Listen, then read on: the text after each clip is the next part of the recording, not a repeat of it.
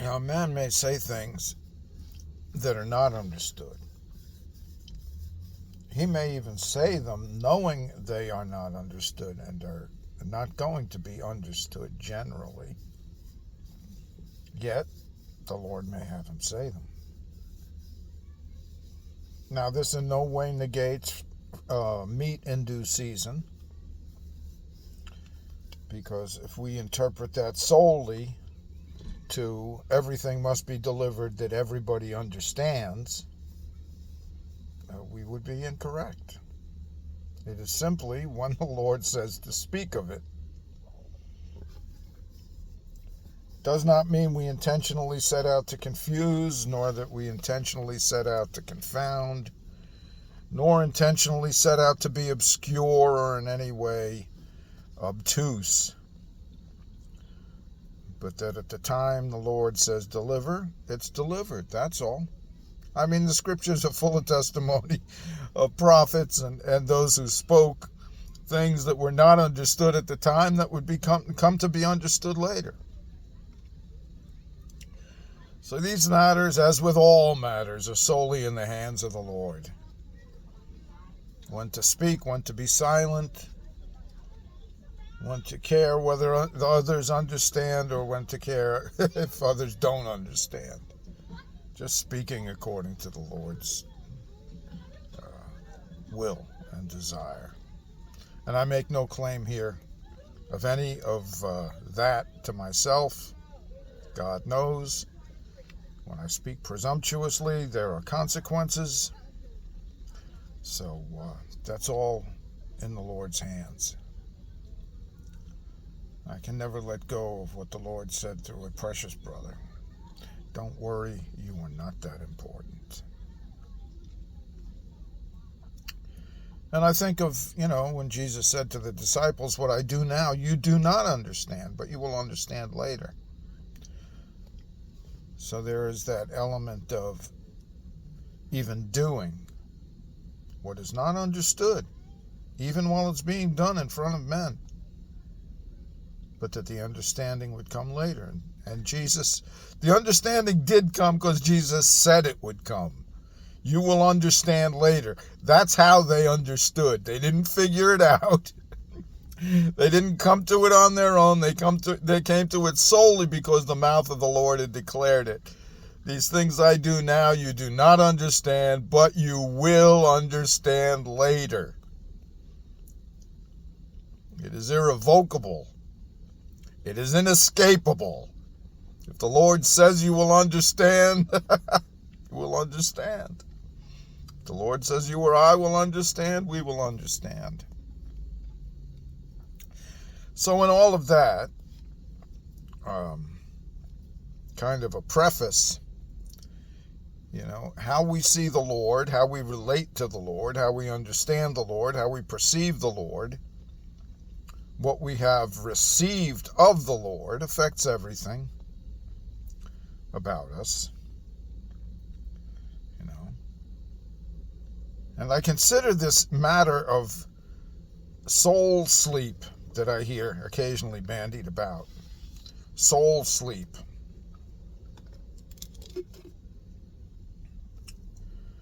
And how men easily go to the scriptures to, defend or make a case for soul sleep, and how the word sleep is even used, those who sleep in the Lord.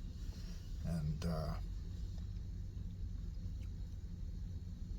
how that one's consciousness, so to speak, is extinguished at death, only to come back or be brought back later.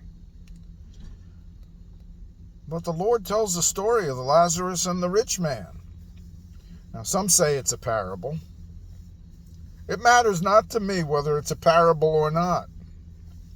The point being, the Lord tells the story of the man who died, who was laid daily at the gate with sores and wounds that the dogs used to lick, and the rich man who lived in sumptuous excess. And how that one was carried to Abraham's bosom, and one was in great torment. And he said to the one, Father Abraham, send Send Lazarus, just put a drop of water, I think it was, on my tongue. This place is hot. Place is not pleasant. You see, so there's the Lord relating relating a or an after death story.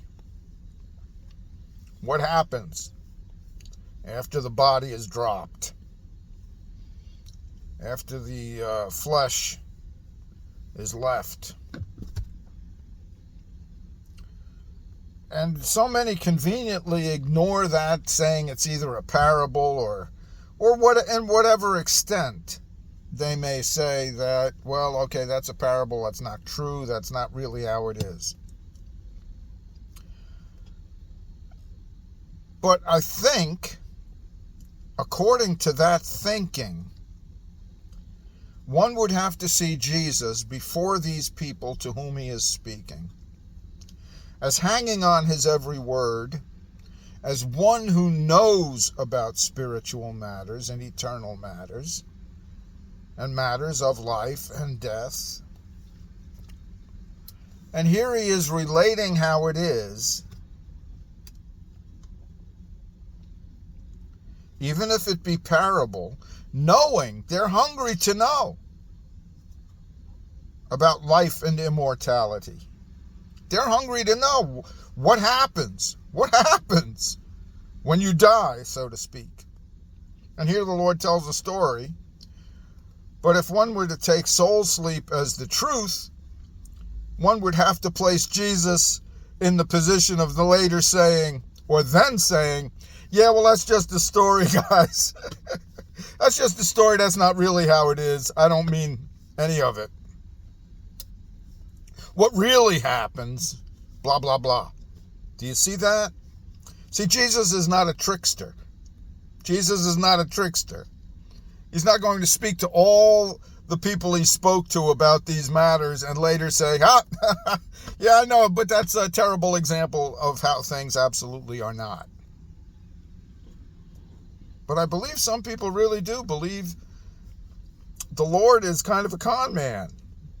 Doesn't talk about what he knows about, really.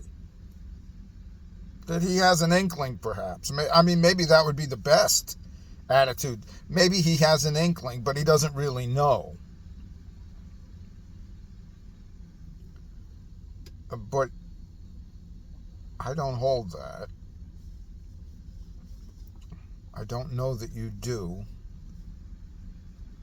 I would hope and pray by the grace of God, if you've come across this, that you do not hold Jesus as double-tongued, as not meaning everything he says and saying exactly what he means, even if we don't understand it at all. The truth is not dependent upon our understanding of it.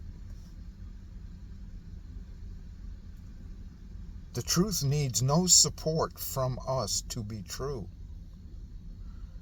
That God in his grace may give wisdom and understanding, that we may come to agree and see how things are, or see and then agree with the truth of how he has expressed these things, is a grace.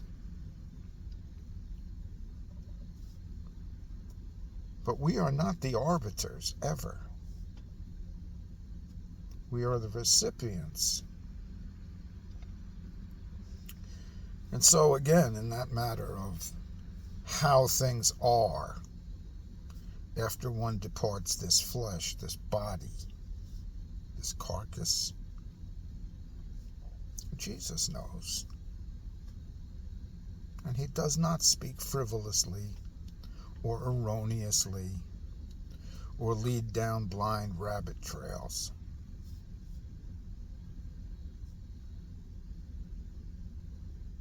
God is not stupid, and neither is his Son. Be well.